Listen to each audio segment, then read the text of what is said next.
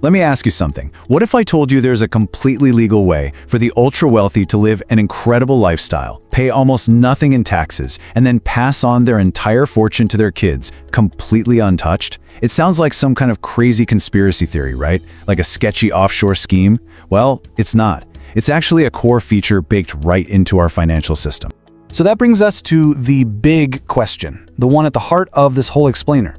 How is it possible that a billionaire can legally pay a lower tax rate than a teacher or a firefighter?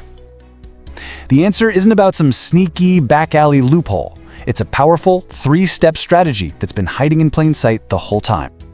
And let's be super clear here. We are not talking about illegal tax evasion. This isn't about some elaborate plot. The truly incredible thing is that this strategy has been sitting there right out in the open for more than 100 years. It's all about using the financial system exactly the way it was designed, just in a way most of us are never taught. So to really get this, you have to understand one thing first. The wealthy are often playing a totally different financial game than the rest of us. They have a different set of rules and a completely different end goal. For most of us, right, the financial path is pretty straightforward. You earn money from a job, the government immediately takes its cut through taxes, and then you try to save or invest whatever's left over. But the wealthy? They just flip that whole script on its head. Their focus is all about buying assets first, letting that wealth grow without being taxed, and then finding a way to get cash without ever having to sell and trigger a tax bill. And that brings us to the strategy itself. It actually got its catchy name way back in the 1990s from a USC law professor named Edward McCaffrey. And he didn't coin the term to help the rich. He did it to explain to his students why the tax system felt so fundamentally unfair. He called it buy, borrow, die. The whole thing is this powerful, elegant cycle built on three simple pillars. First, you buy assets you expect to go up in value. Second, you borrow cash against those assets to pay for your lifestyle. And third, and this is the real kicker, you die, which is the key that unlocks the ability to pass it all on, completely tax-free. Let's break down each of those steps. So, step one, the buy phase, is the foundation for everything.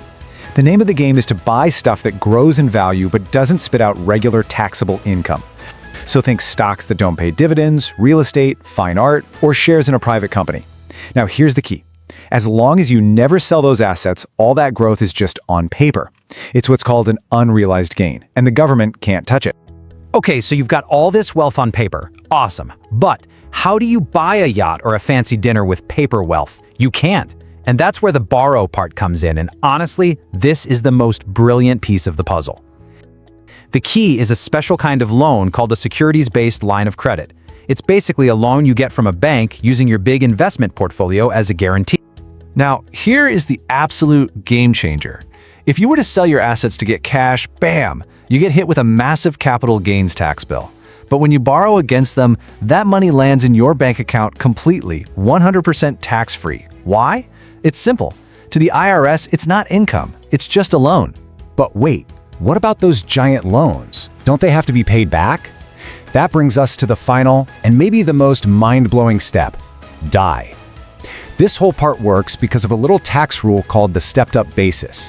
What this means is, when you die, the IRS basically hits a giant reset button on the value of your assets for your kids. It's like they bought everything for its current price on the day you passed away. And just like that, poof, decades of capital gains are legally wiped off the books, gone. All right, I know this can sound a little abstract, a bit like financial wizardry. So let's make it real. Let's walk through a step-by-step example to see just how unbelievably powerful this is. Okay, so let's meet Maria. She's a sharp entrepreneur and she's saved up $1 million. Now, instead of just letting it sit there or spending it, she does something smart. She invests all of it in a diverse mix of assets that are designed to grow in value without generating a lot of taxable income. Now, let's just say her portfolio grows at a pretty reasonable 7% a year. After just 10 years, that million has almost doubled to 2 million. Fast forward 20 years, it's at 4 million. And after 30 years of just sitting there growing completely untouched by taxes, it's worth about $8 million. Now this is where it gets kind of crazy. Maria can actually make money from her debt. Think about it. If her investments are growing at, say, 8% a year, but her loan only costs her 6.5% in interest, her net worth is still going up. She is literally living her life on borrowed money while getting richer. So let's rewind to that 10-year mark, when her portfolio hit $2 million. She can just walk into her bank and they'll happily give her a line of credit for up to 70% of that value. That's $1.4 million. In cash, tax-free, that she can use for whatever she wants, all without selling a single thing. Okay, so fast forward to the very end of the story. Maria passes away after 30 years. Her heirs get that $8 million portfolio. And because of that magical stepped-up basis we talked about, they can sell off a chunk of it, pay back every single penny of her loans, and guess what they owe in capital gains tax? A big fat zero. The total tax bill on a lifetime of wealth creation and living the high life? Nothing. Zilch. Nada. So this is more than just a clever financial trick for one person, right? When you zoom out and look at the big picture, this strategy has huge consequences for our economy and really for all of society. This is one of the main engines that creates dynastic wealth that can last for generations. It massively widens the gap between the people who build wealth from assets and those who build it from their labor. It makes all those political debates about tax rates on the rich feel, well, a little pointless, doesn't it? Because you can't tax money that never shows up as income. And what's the end result? It pushes a bigger and bigger slice of the country's tax burden onto regular people who earn a paycheck. There's this great analogy that really sums up what it feels like when you first learn about this. It's like finding out that while you've been playing checkers this whole time, the super wealthy have been playing three-dimensional chess. And I want to be really clear. This is not some fringe, backroom deal. We're talking about a massive, mainstream industry. The biggest banks in the world actively sell these loans to their best clients. The system is literally designed to give you better deals, lower interest rates, better terms, the richer you are. So, when you strip away all the mechanics and the big societal questions, what's the real lesson here? It's about a fundamentally different way of thinking about wealth, income, and debt. Here's the bottom line. In the system we have, the biggest fortunes aren't built by earning a high, heavily taxed salary. They're built by owning things that go up in value, and then never ever selling them.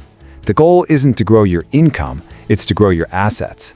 This also completely flips our understanding of debt. You know, most of us are taught that debt is a four-letter word. And look, for things like credit cards, it absolutely is. That's bad debt. But the wealthy use a completely different tool. They use good debt, also known as leverage. It's debt used strategically to get more assets or to get cash, turning it from a trap into an engine for building even more wealth. And all of this leaves us with one last, really big question to chew on. This entire strategy works because our system is built to primarily tax one thing: income. But if the wealthiest people in society can structure their finances so they almost never have to generate taxable income from their assets, are we even taxing the right thing?